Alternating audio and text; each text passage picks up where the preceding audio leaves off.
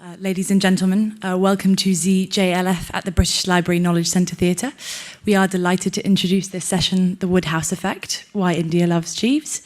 Please ensure that your phones are on silent and there's no flash photography allowed in the venue, I'm afraid. Please welcome Shashi Tharoor, Swapan Dasgupta, Tony Ring and Mihir Sharma.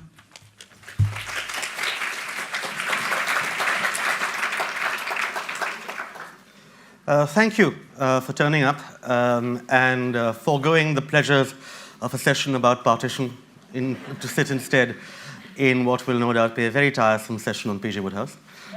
Those are, of course, the only two options for South Asia, war or Wodehouse. And so, therefore, I'm very glad that you've picked the correct one.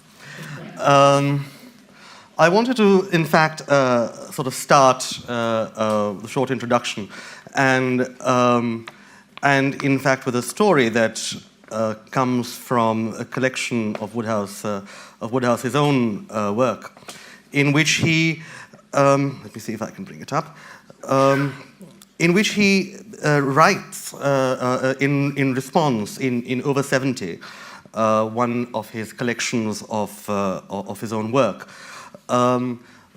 In response to, I think, a letter writer to the Times who signed Indignant, in which Indignant declared that Wodehouse was a tremendously overrated writer and therefore people should not make a big deal out of him.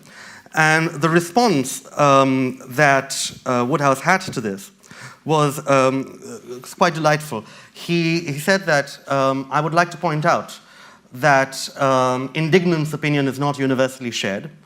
In fact, there was a letter, I have a clipping from the Times, in which a letter has been sent in from a Mr. Verrier Elwin in India, declaring that a cow came onto his veranda, and from a shelf that contained, among others, the works of Galsworthy and Henry James and whatnot, chose a copy of Leave It to Smith to eat. And what greater possible compliment could there be? And I feel that in today's India in particular, be chosen by a cow, of course, is the highest form of approbation. So,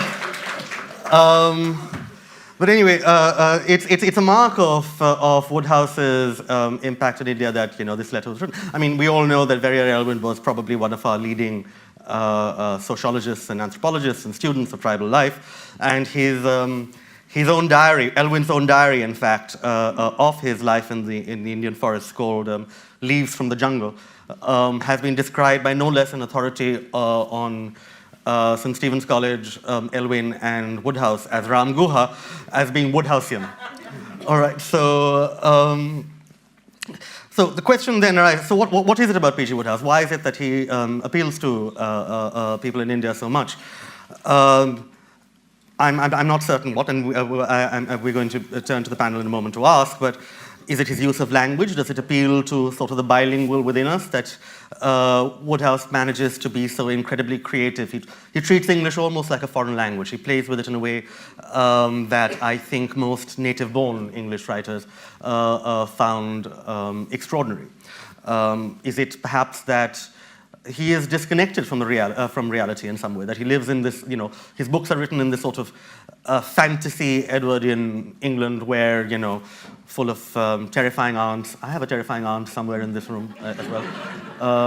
And terrifying aunts and overbearing butlers and so on and so forth. And, and so therefore, for Indians, it's not a matter of having to know England.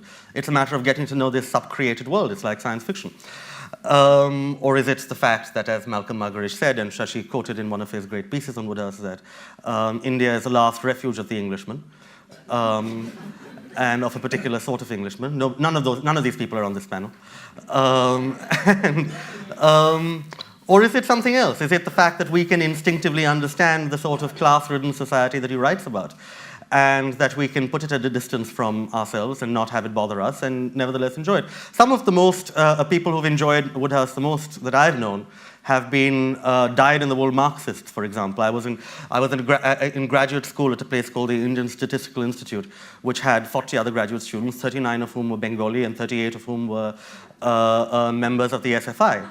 And not one of them had read Marx, but every single one of them had read Leave It to Smith. All right? And they loved it even more so than they did ideology or dogma. So there's something about it. And to sort of discuss these questions, we have a very fun and interesting panel. To demonstrate the importance of Wodehouse to India, we have arranged for not one, but two members of parliament. So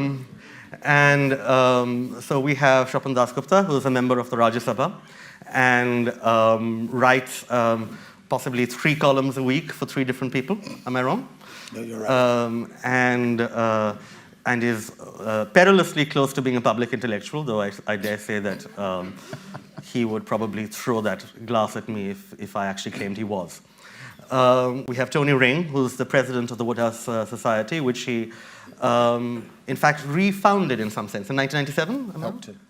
And has thousands of members all across the world and is extremely active, and has also published an enormous multi-volume concordance of Wodehouse's works, which is exactly appropriate because you should, in fact, treat the collected works of Wodehouse like you would the Bible. And finally, we have Shashi Tharoor, who is, as everyone knows, a stalwart of anti-imperialist politics and a writer of dozens and dozens of books, and not so incidentally, a member of parliament for Trivandrum, which seat he held on to in the teeth of the Modi wave in 2014. So he is an as accomplished a politician as he is a public speaker, and since he's a very good public speaker. And the way that we're going to do this is that I'll ask all of them for their thoughts, and I'll try and cut them off if they go on too long. And then we will make the discussion general. Tony, why don't you start? Thank you very much, and welcome to everybody. A little bit of context. Wodehouse was born in 1881, a third son, and during his childhood, his parents were absent nearly all the time. His father was a magistrate in Hong Kong, came back to the UK after suffering severe illness while Wodehouse was at Dulwich College. That meant that there was no money for Wodehouse to follow his elder brother to university, so he got a job at the Hong Kong and Shanghai Bank, writing in his spare time, but sitting on a desk at a bank did not appeal to him. He spent 2 years there and then resigned and became a full-time writer. He was now in his 20s. He was writing school stories in his spare time, getting them published in magazines as well as in books. But he was also earning his living as a journalist, writing essays and short articles on topical subjects for a variety of daily, weekly and monthly magazines. And they included a lot of poems, and these poems had themes which occur today and would be familiar to educated middle classes in every country. This was a verse from a poem in 1906. But when a royal couple woo, it can't be done in private, for thousands rally round to view if they can but contrive it. With cameras behind the trees, reporters cut their capers. He gives her hand a gentle squeeze. Next day, it's in the papers. Now, that's over 100 years ago. Nothing changes, as you can tell. When he was in his 30s, he was in America. And in America, he was continuing to write his fiction in novel form and in serial form, but he also became the leading lyric writer in American musical comedy. This year, 2017, is the centenary of the occasion when, in November, he had 5 new shows on Broadway simultaneously. It's a record which has never been matched as far as anyone can find out. The Sunday Times attempted recently and could only come to 4. In many ways, this experience in his 30s was the most important training for his fiction. He was to say that his books were musical comedies without the music. And it wasn't just the UK and America that were attracted to it straight away. The first Dutch translation was known to be in a magazine in 1904. The first translated novel was in Germany in 1917. he was banned in Russia in the 1920s. And so he was starting to develop an international following, and that's continued ever since. I have got 750 different translations of his books at home, nowhere near the number that have been published. And I regret to say that there is only one that I'm aware of in an Indian language. It is Telugu, one of the most widely spoken. He clearly intended to deal with everyday subjects, which those from other countries, as well as the UK and US, would understand. His writing concentrated on experiences, exaggerated, but experiences which had little angst, limited philosophical revelations.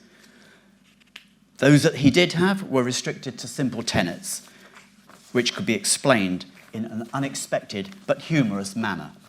My favourite? That's the way to get on in the world, by grabbing your opportunities. Why? What's Big Ben but a wristwatch that saw its chance and made good? He kept extensive notes of his personal experiences and of incidents he'd read or was told about, and he saved them for later, for use. In 1908, he was in his 20s, still working as a journalist, made many contributions to the magazine Titbits. In 1910, he had a novel serialised in it, and at that time, Titbits offered a sort of insurance policy for subscribers. If you had an accident while you were carrying an issue, it would pay out so much for a broken limb, so much for a stay in hospital, and so much for a death. And now, you may recognise the bones of a Euclid story from 1923, when the star character arranged for a syndicate to buy subscriptions to several journals which had similar offers. And they held a sweepstake to decide which member of the syndicate would deliberately have an accident. And there have been a number of court cases in the UK in recent years involving very similar insurance frauds. Wodehouse's essential sympathy for the underdog comes through in all his books. He's often portrayed as writing stories featuring well-to-do, upper-class heroes or silly asses, gormless or overbearing heroines. But while that generalisation has an element of truth, it's clear to anyone who reads more than one or two that it is a gross simplification. Which type of character always comes off worst? It's the judge, the magistrate, the officious lawyer, the mean millionaire, the ruthless businessman, the overbearing aunt, the wealthy peer, the politician, the policeman. In summary, those in authority. Who come off best? Well, it's the penniless nephew or niece, the servant, the young lovers, the independent woman making her way. In summary, the characters that our instincts tell us that we should sympathise with. A couple of examples. Some policemen are born grafters, some achieve graft, and some have graft thrust upon them. Judges, as a class, display in the manner of arranging alimony that reckless generosity which is only found in men who are giving away someone else's cash. And then there's one showing how girls in their early 20s might really think about men as a species. Chumps always make the best husbands. When you marry, Sally, grab a chump. All the unhappy marriages come from the husband having brains. What good are brains to a man? They only unsettle him. Now, turning to specific matters of relevance to India, the educated middle or upper class Indian family was likely to speak English, and a good proportion could read it. But books were expensive, and so were handed down from generation to generation within families. Children would often start reading Wodehouse and Christie out of necessity. Until quite late in the last century, access to news media, and by today's standards, the rudimentary visual coverage of current events, meant that Wodehouse stories didn't really seem to date. Of course, over time, the second and third generation of English-speaking Indian has written brilliant books of his or her own, offering severe competition to both living and dead writers from the UK and the USA. The first example I read was Vikram Seth's 1993 masterpiece, A Suitable Boy, incidentally with characters reading Wodehouse for comfort. That was broadly around the time that Indians started to travel the world, for which a command of English offered huge benefits and flexibility of options. And Wodehouse's characters and settings were accessible. The nature of family life in the UK was not dissimilar to that in a relevant English family, who would have servants. Indians had aunts, they had uncles, they had big families who could relate to the Wodehouse genre of individual. Indians also developed not only a general sense of humour, but they had pride in their command of English, and they had an understanding of the type of exaggerated humour that Wodehouse liked to utilise. When he poked fun at a person or group from a particular country, and I don't mean India, because I can only remember 2 references to India, the Indian would recognise that it was teasing humour. It wasn't malicious, it wasn't political, unlike some countries where an understanding of the subtleties of English doesn't come easily. This girl talks French with both hands. And they can enjoy his barbed comments about stock English characters, such as the feckless young wastrel. As Egbert, from boyhood up, had shown no signs of possessing any intelligence whatsoever, a place had been found for him in the civil service. Now, how might some of the plots be relevant to the developing Indian world experience? Well, I believe your country first held its elections in 1952. Readers would then have had plenty of time to understand the central plot mechanism which Wodehouse used in 1971 in a Jeeves and Worcester novel. The idea of a young friend of Bertie being persuaded against his will to stand for election to Parliament in the constituency of Market Snodsbury. He asked Bertie to help canvass. Bertie did so reluctantly, but enthusiastically, not realising that he was spending several minutes on the doorstep of the opposing candidate, telling her precisely why she should vote for his friend Ginger. It was Jeeves who eventually advised Ginger how he could guarantee not to be elected. And the following honest thoughts were included in his final election debate with his opponent. I wonder whether Shashi has ever made this sort of speech. Listening to my opponent this evening has completely changed my political views. She has converted me to hers, and I propose, when the polls are opened, to cast my vote for her. I advise all of you to do the same.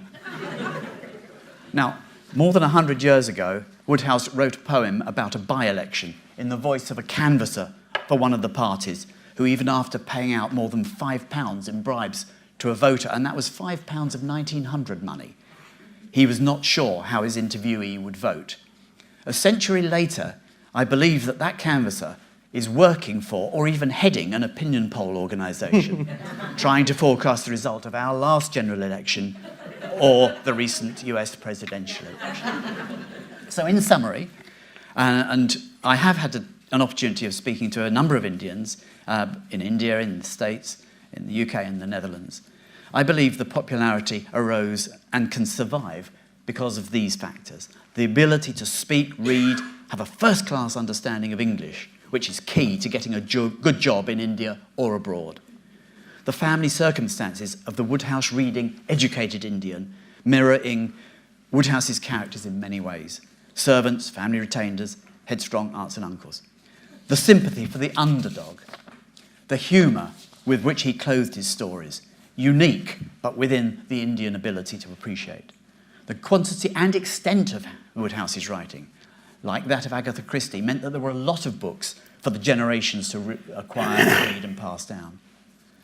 And finally, with the development of other entertainment sources, the quality Indian authors that I mentioned, television, Bollywood, internet downloads, this represents a serious challenge to attract the current and the next generation to Wodehouse.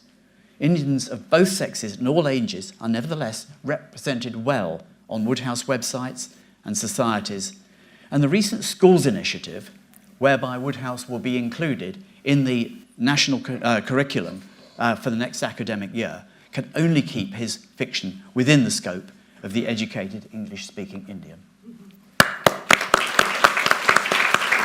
Great, that was wonderful.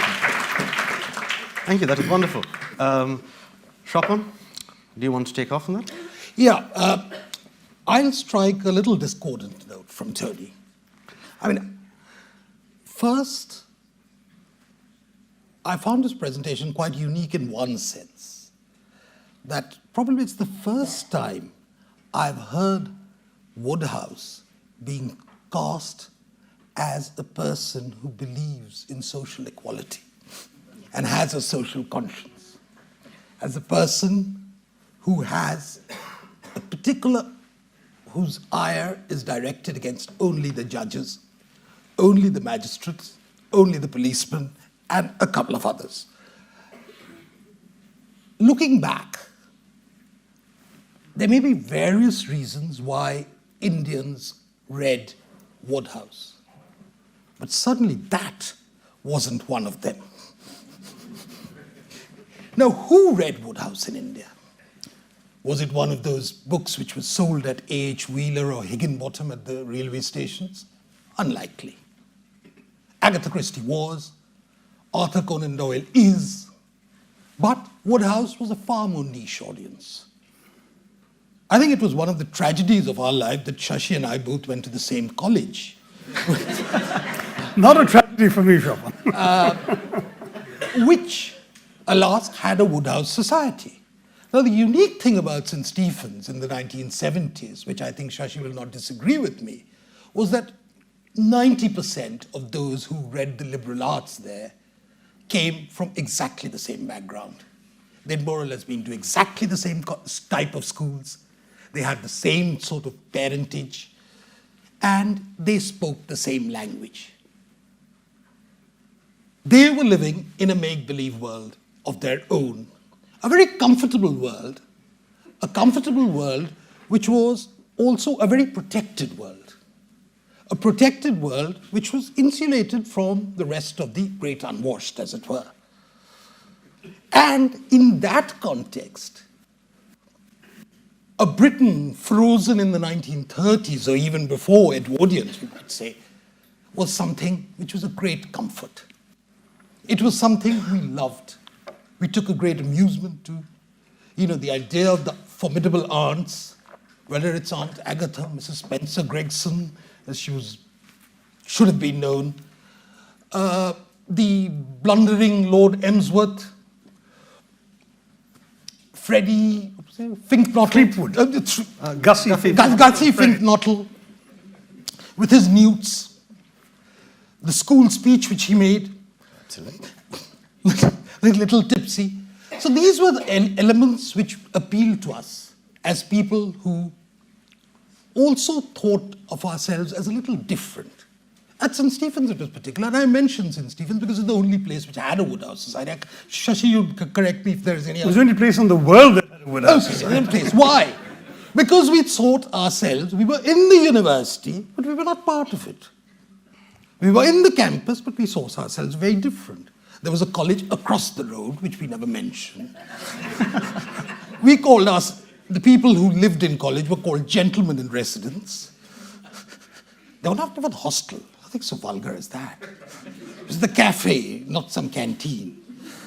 So in that sort of a world, Wodehouse fitted in beautifully.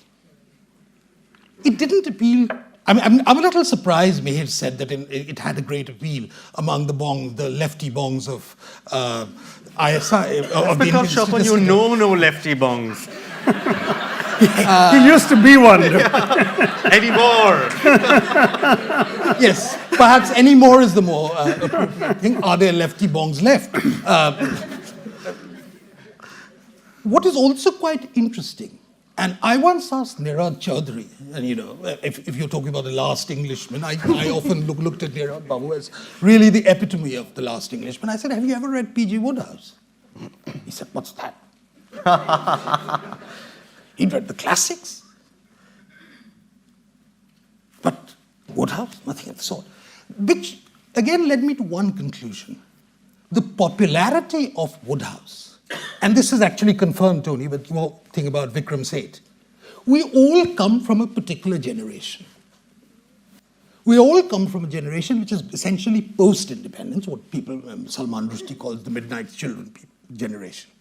And the appeal of Wodehouse was to a very limited period in time when, between, I would say, it's really about the mid-50s to about the late 70s or maybe the early 80s.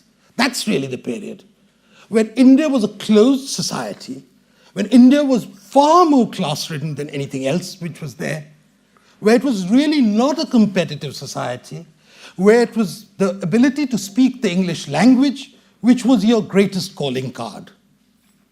And that is something you valued. So there has to be a certain social context. And this is not to suggest that Wodehouse didn't entertain us. This is not to suggest that P.G. Wodehouse was one of our greatest delights. And that a lot of our approach to the English language actually stemmed from Wodehouse. Far more. I think the influence of Wodehouse in a lot of people have been really, I think it's something which has been underestimated. And I think, I'm glad Vikram said, who actually comes from the same sort of background, Doon schools and Stephens, Oxford, that sort of thing. Very predictable. And they were the people who loved him. And it's not surprising that today, and I went to Bari & Sons, which is one of the great big Khan Market bookshops in New Delhi, and asked, does Wodehouse sell? He said, well, occasionally we keep a few, but it's not something which sells very much. And I asked my son, who's about 25 and who's in his final year of law, I said, have you ever read Wodehouse? He said, no. Do any of your friends read Wodehouse? No. It doesn't relate any longer. Because it was really in a particular social context. This is not to deny that social context was very real at one time. And it was a very post-independence. It was not... Shashi's made a cottage industry out of anti-imperialism or something like that.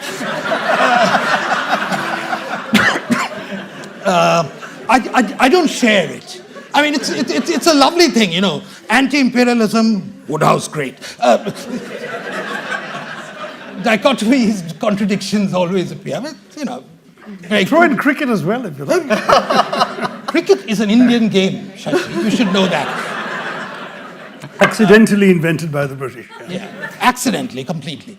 So it's quite heartening that, when you look back at, for those who want to relive, recreate that sort of India, which existed in the 1970s and 1980s, when there was one family ruling and, it was all very assured and all very comfortable. We knew exactly our place in society. The rich man at the castle, the poor man at the gate.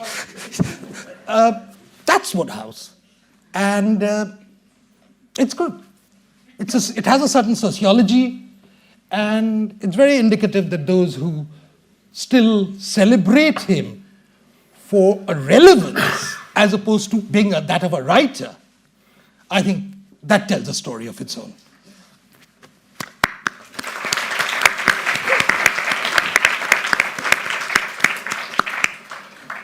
Shashi, please ignore the bit about the one family and go ahead. Well, I think I can see why this was set up so that I would follow Swapan.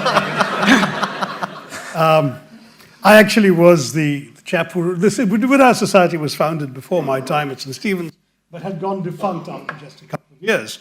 But actually founded in 69 or 69, and it was defunct by 71 or so. We joined in 72, Swapan and I, and discovered that this precious legacy had been allowed to rot. So I proceeded with a gentleman called Jiten Shah Singh to revive the society, and in fact... Who was head boy of Doon School. All right, sociology apart. It became rapidly, I think unarguably for a while, the most popular society in St. Stephen's College. We had an underground rag typed on, encyclo-styled, whose misprints and mistypings were deliberate and deliberately hilarious. We had the Lord Ickenham Memorial Practical Joke Competition. We also had assorted mimicries, speech contests, jokes of various sorts. And the society went on to become hugely successful until, alas, co-education dawned, and the society got itself banned at some point for a practical joke contest that went awry and featured, I believe, women's underwear flying at half-mast from the college chapel cross. So this was not particularly appreciated. But nonetheless, the Wodehouse Society's heyday was memorable for all of us who were involved in it. I'm pleased to say that the English finally realized the wisdom of creating a Wodehouse Society, which they did after us, and that Tony has been running it with such scholarship and aplomb. But all those personal elements apart, I do want to say that Swapan is, of course, completely wrong, because as usual, but in particular on this subject, because Wodehouse is entirely compatible with anti-imperialism, or indeed with pro-imperialism, anything else, because the magic of the appeal of Wodehouse was precisely that it was so completely devoid of any obligation of allegiance to any ideology. The world he depicted didn't exist in England either. It was a world of carefully plotted entrances and exits, extremely complicated japes, wonderful humor, a tremendous sort of idyllic never, never land, to which Indians required no visa because you didn't have to understand any of the assumptions of real English life, since the world he was depicting was really as unreal to any of the Englishmen reading him as it would have been to the Indians reading him.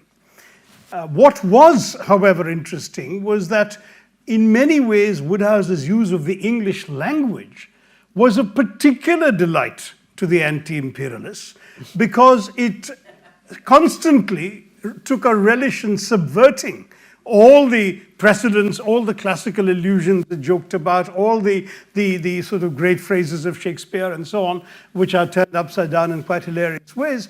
So all you needed, the only passport you needed to the Wodehouse world was the English language and an enjoyment of it. But because no allegiance to any political conviction or any appreciation of English life as it was really lived was required, it didn't require, if you like, a visa. So you had the passport, you didn't need the visa, and you were able to enjoy that world for its own sake. So when you read about, a character who looked nervous, like Macbeth interviewing Lady Macbeth after one of her visits to the spare room, or somebody saying he winced and groaned slightly, like Prometheus after his vulture dropped in for lunch. This kind of stuff. There is no politics here. There's just brilliant prose style. And I think one of the interesting things for us as readers, I would grant one point to Chopin's, but not the other. I think Chopin is wrong about the books not being sold on the railway station platforms. I bought Wodehouse on railway station platforms. They were all over the place. In fact, in the 80s and 90s, I actually read a study that said that Wodehouse was the best-selling English author, outselling Agatha Christie, Harold Robbins, John Grisham, all of those. Now, what's happened in the last 20 years or so, and that's where I would agree with Chopin, is that basically reading of popular fiction has declined dramatically because those who read popular fiction are now instead getting their entertainment off television or the internet or handheld computer games or whatever else. Poor Chetan Bhagat, why? He sells by the bloody kilo. He does. But Chetan is appealing to a different kind of readership, one that frankly, whose vocabulary he would vote for you. No. They have to vote for it. I wouldn't be in Parliament. But Chetan's voters are exactly Shashi's voters. It's quite interesting. But the language, however, that the knowledge of language he demands of them is not there. They would not be able to appreciate what Wodehouse is doing. When Wodehouse says something like, she resembled one of those portraits of mistresses of Bourbon kings, which reminded you that these monarchs were men of iron, impervious to fire, impervious to fear, or else short-sighted. And that entire sort of this pretense of lexical precision coming up in the end with a hilarious punchline. It was fabulous. I make absolutely no bones about the fact that I found his language as delightful as anything else. Very often I read the books for the language, for the ability to toss off these magnificent original similes one after the other. She had more curves than a scenic railway, for example. To play around with language, If he wasn't disgruntled, he certainly wasn't very gruntled. And that's another one. Or her face was shining like the seat of a bus driver's trousers. You can go on and on with this. I remember the late lamented Christopher Hitchens, with whom I had a couple of celebrated disagreements on other subjects. The first time we met, we were at the dining table. We spent the entire dinner reciting our favorite Wodehouse lines to each other. And I think I won in the end, and won his heart in any case, by this one. Unlike the male codfish, which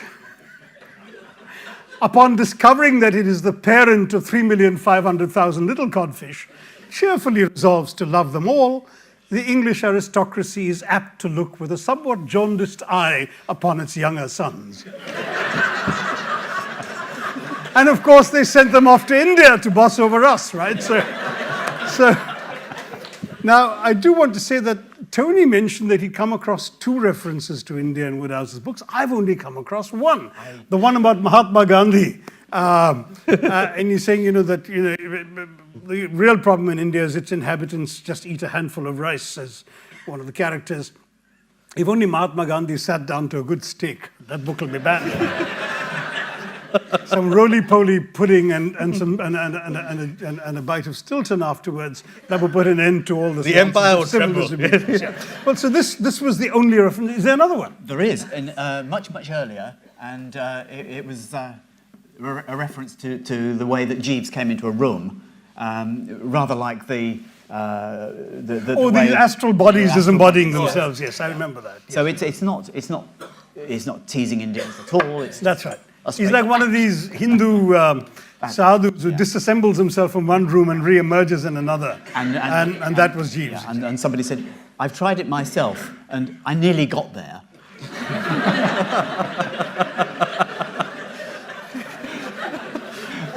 Anyway, so to wrap it up, because I know we're already getting into the conversational part of this exchange, my argument would simply be Wodehouse, you didn't require to be the last Englishman to like Wodehouse. In fact, literally the last official Englishman, Lord Mountbatten, was introduced to the works of Wodehouse by my former mother-in-law, a teenager whose father was an Indian nationalist politician and a state governor.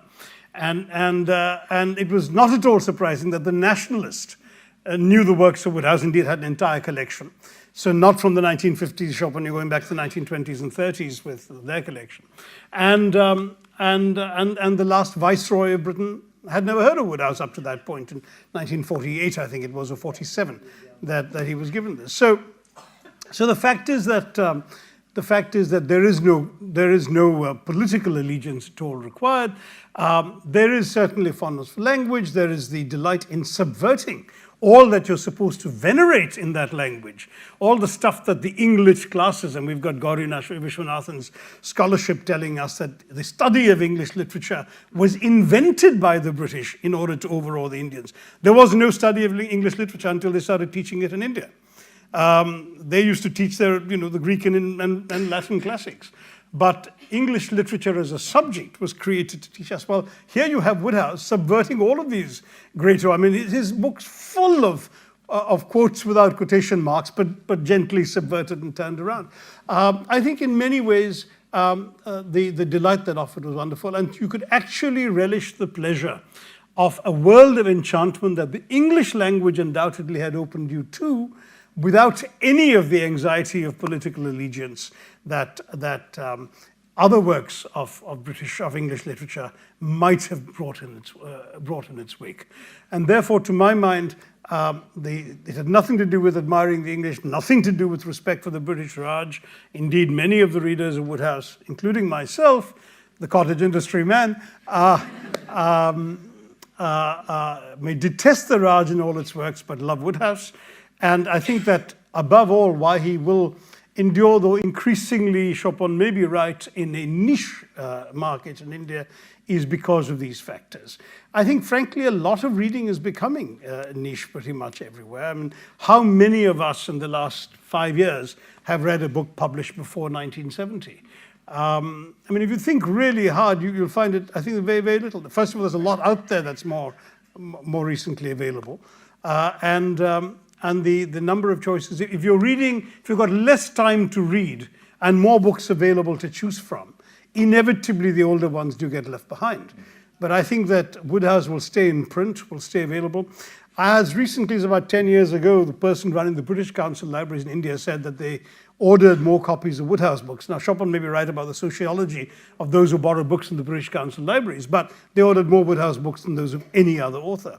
And they would order 5 copies of one because of our book borrowing culture. Otherwise, the queues for borrowing a Wodehouse would still be too long. So I don't think Wodehouse is going to die out, and I think that basically is where I would rest my case.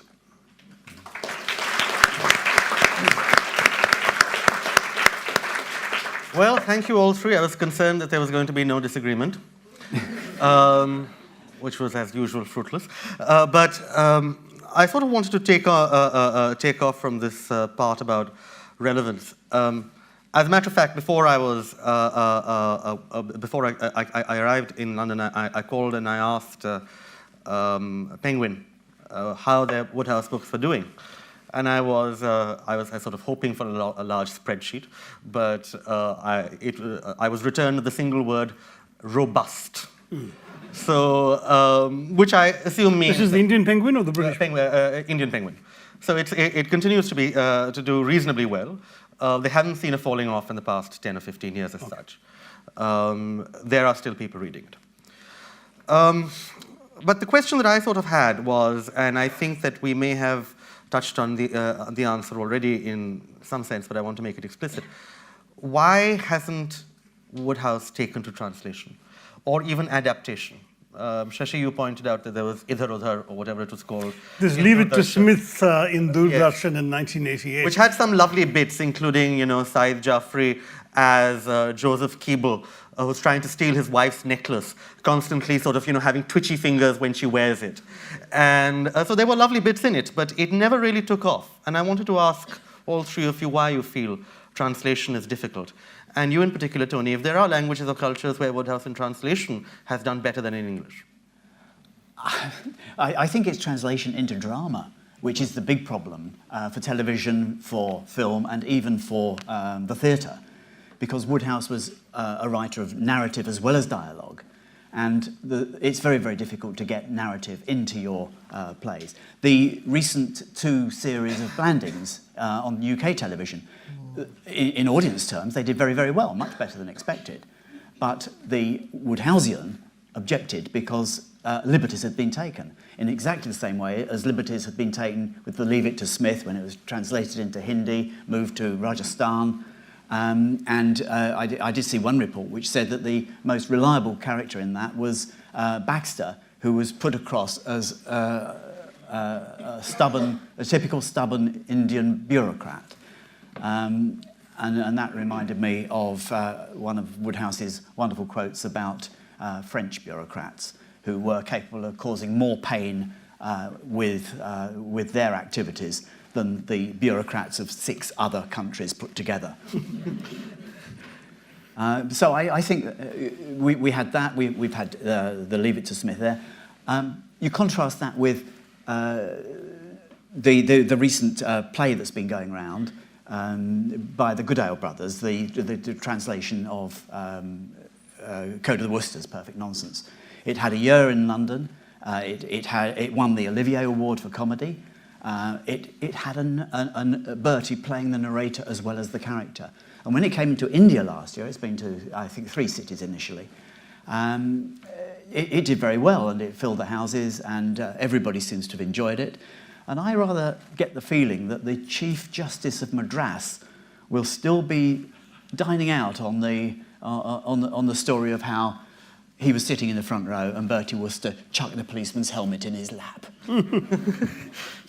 That's quite entertaining. But Swapan, do you think there's something about the English that can't be translated into, to choose an example at random of a very difficult language, Bengali? I think Wodehouse got a certain additional boost in India, partly because of Stephen Fry. And when that Wodehouse Playhouse, the television series, it was enormously popular.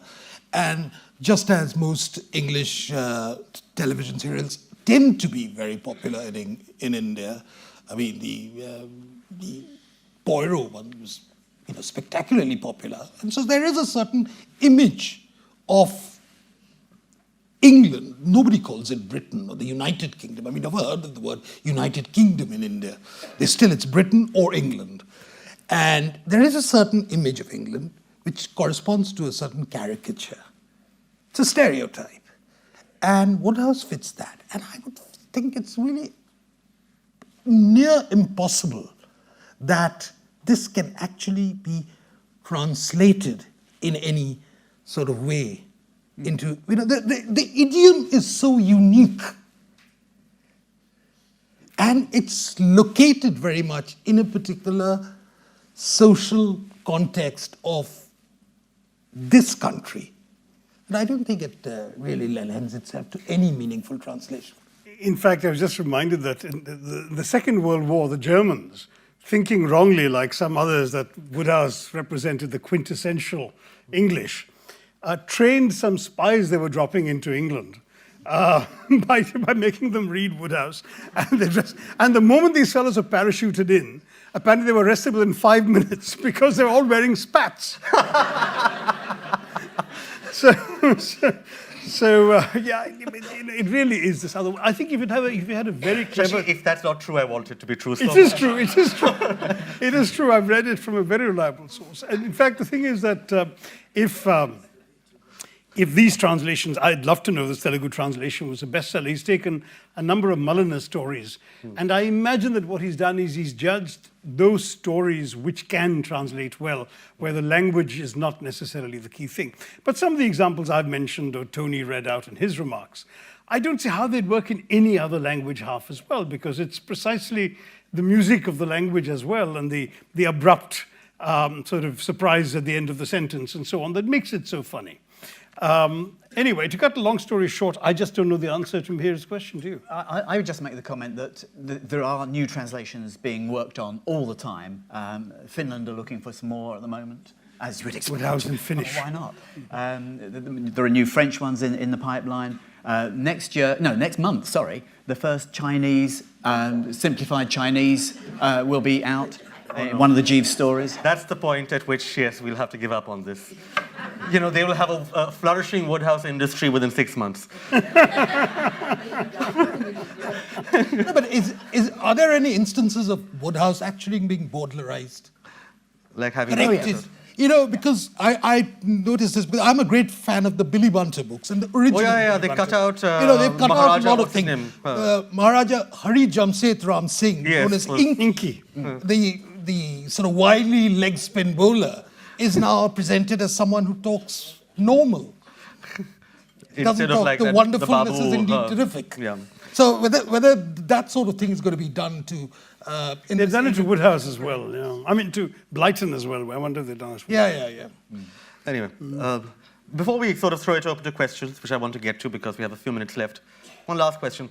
Has any of you, and each one of you please answer, tried at some point to sound like P.G. Wodehouse, either while talking or while writing?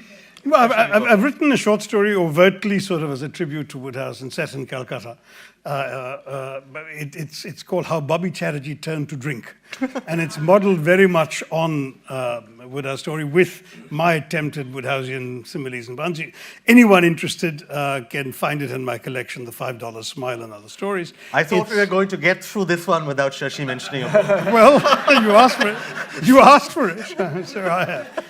So I just did it once for the hell of it, and lots of friends liked it. But I mean, the fact is that no one can write like Wodehouse. No one can.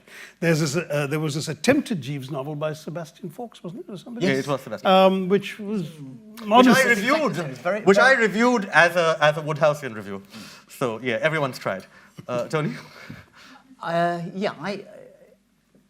Sir Edward Cazalet is Woodhouse's son-in-law. He was a senior judge in the courts here, and he was asked by the Inner Temple to prepare a series of articles for the Inner Temple yearbook about aspects of Woodhouse's life, and he asked me if I could help him by giving some ideas, and what I tried to do was to do an introduction in a semi-Woodhouseian style, and I believe that most people who have any idea about writing at all can do a very accurate Woodhouseian summary for about 200 words.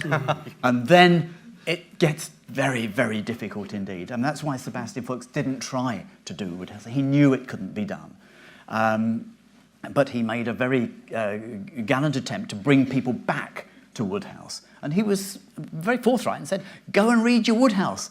I'm just reminding you that it's there. And that's what he did. And he did have a very significant boost in the sales of Wodehouse, not just the Jeeves, but the other stories as well, in those immediate post-Faulks years. Well, the cultivated stutter is something you come across all the time in this country. You come across a lot of people who still talk like Lord Emsworth in their sheer, absent-mindedness. Or breakfast, yes, breakfast. Certainly breakfast. Diane Abbott was one, I think. Diane Abbott was one? Diane Abbott. Unwittingly, perhaps. Diane Abbott. I don't want to... it's election time, so let's not get into it. I don't know about how they sound. At least there are a lot of people in India who attempt to sound like Wodehouse. There was a person who was in the college across the road, Shashi might remember, who attempted often, and we often wondered what's the genesis of it. And we were told that, well, his grandfather once flew over Germany, which is why he sounds a bit English. That sounds very Stephanian, as a put down. Anyway, well, wonderful. Let me sort of ask anyone with any questions, quotations. The gentleman in the front row. I think there may have been a risk of slightly overthinking this, but I just want to know what did dear old Plum think of the fact that we're sitting here discussing the sociology of his works? He would be absolutely staggered. Edward Caslett has made this point to a lot of audiences in various places. He has said that he would be sitting up there, smile on his face, utterly bemused. There's a lady in the front. I grew up with Wodehouse in French, and although it's of course almost impossible to reproduce the gruntled and disgruntled word on vocabulary, the rhythm is really what makes a lot of the language, and that is reproducible and it's delightful. But to come back to your remark about... Do you remember that wonderful line about that, what is it, that guilty, furtive look that comes across an Englishman's face? No, that immediately signals that an Englishman is about to speak French. That hangdog furtive look. But to come back about to your remark about the no visa access to Wodehouse, wouldn't you say that the visa is actually the knowledge of Macbeth and the knowledge of so that's the your classics? That's the passport. And that is, yes. And is that what would be missing from a future generation of Wodehouse readers? It's a good question, because the fact is that the passport was English language. It's very interesting that, say a century ago, if it were possible, of course it wasn't for other reasons, but let's say it were possible for an Indian to show up in the UK, in Britain, as Swapan says, and have a conversation about culture, literature, whatever, he would have exactly the same frame of reference available to him as the English person he was encountering. Today, there'd be different television shows, there'd be different cinema, there'd be different theatre, there'd be even different books that are not crossing the waters to the Indian bookshops that the person in England would have read. So the gulf is much greater. The canon, however, the established works of English literature that everyone is supposed to study, hasn't yet changed colossally. It may well be on the way to changing. But so anybody who's studied English on what we call in India an English medium school will still be familiar with the great plays of Shakespeare. No, that's not true, Shashi. Not anymore? Not at all. I don't know, there's been a complete massacre of what passes off as the English language now in India. And I think ever since the Inglit pundits decided that sort of dead white males are not worth studying, there's been a considerable... That's at the university level, not at the school level. Down, whereby I don't think there are any schools which, at the school level, actually make you read a complete play of Shakespeare, which we were obliged to do. I think some ICSE ones still do. Very. ICSE schools too. Yeah. Well, I have to say, in response to this, oddly enough, you don't always need to know. In some cases, as in mine, I had never read. I think it was Winter's Tale, I can't remember which one, Patience, whichever one Patience on a Monument is from, all right? Or, a lot of the quotations from Shakespeare, the Book of Common Prayer, whatever that Wodehouse would sort of drop into conversation. Patience on a Monument is Twelfth Night. Twelfth Night, that's right, Twelfth Night. You only actually saw them first in Wodehouse, and then when you read, 4 years or 5 years later, you came across the place, like, that's where it's from. And it didn't really stop you from enjoying it. You knew that he was doing something that had a reference somewhere, and you enjoyed it because you could tell he was sort of playing with the reference. Yes, the next question, please. The gentleman in the blue shirt in the fourth row. On a slightly different tack,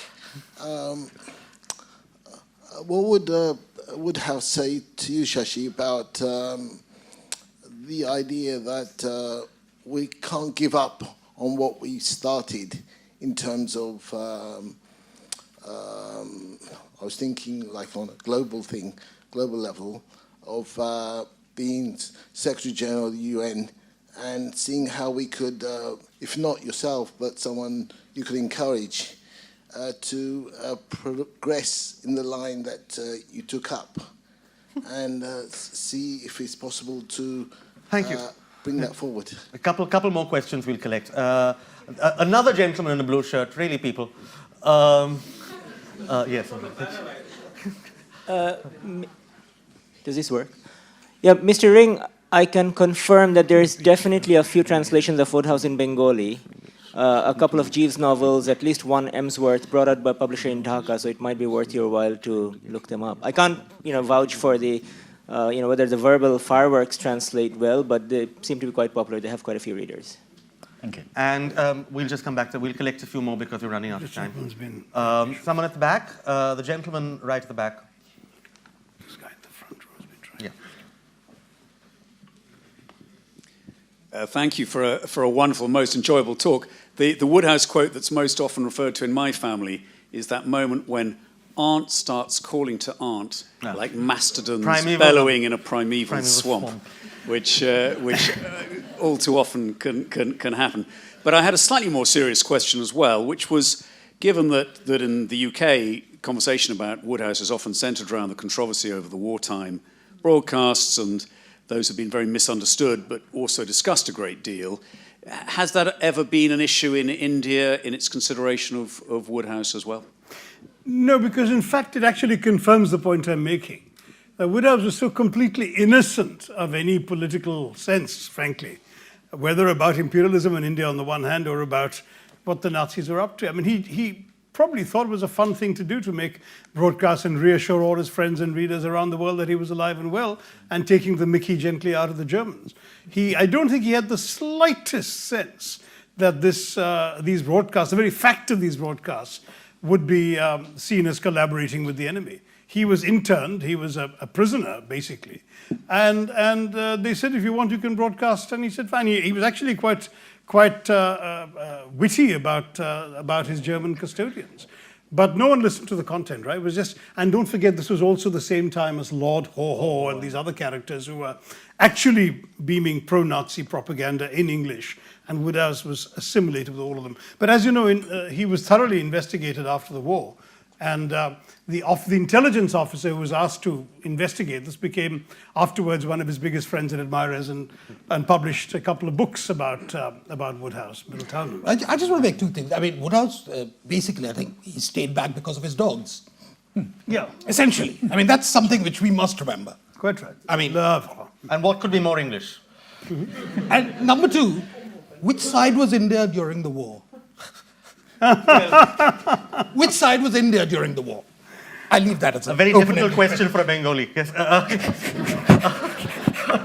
I think one other point that was relevant was that when the broadcasts were made, they were made to the US, basically to the readers of the Saturday Evening Post, and the US was not in the war.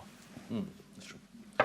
Just one last question. It's a statement, actually, or comment, that when you said that the translation part of it, there is a major effect of Wodehouse in Bengali literature, for example, and I can think of at least 3 writers who wrote very much in the similar vein, like Shibram Chakraborty, Tarapodo Rai, Sanjeev Chatterjee. And they all write very much in the Wodehouse style, and they have characters. Their wordplay is similar. So that's a good effect. Yeah, true. Tony, there was a question for you, I think, earlier. Well, I think it was just a comment. I'm delighted to hear that there was some Bengali literature, and I shall do my best to find them. Right. Anything else? Because I didn't fully get the question about the UN, to be very honest. I asked you hadn't got it either. So, but broadly speaking, I honestly don't think Wodehouse would have had much to do with the UN either way. I don't think, even though it existed obviously for many years, but he died in 1974. He never mentioned the United Nations. How bad Wodehouse was about politics and this kind of thing, I think, is most visible in Aunt Aunt Gentleman, which is, I think, the second last thing that he wrote. Where he sort of almost shoehorned Bertie running into an anti-Vietnam War rally and observing somebody at an and that felt so wrong. Yeah. But except Wodehouse so did. Wodehouse did go after the fascists when Oswald Mosley was at his peak. But as we know, Roderick Spode was kind of Mosley. As we know, fascists are timeless and come in many different sort of variations.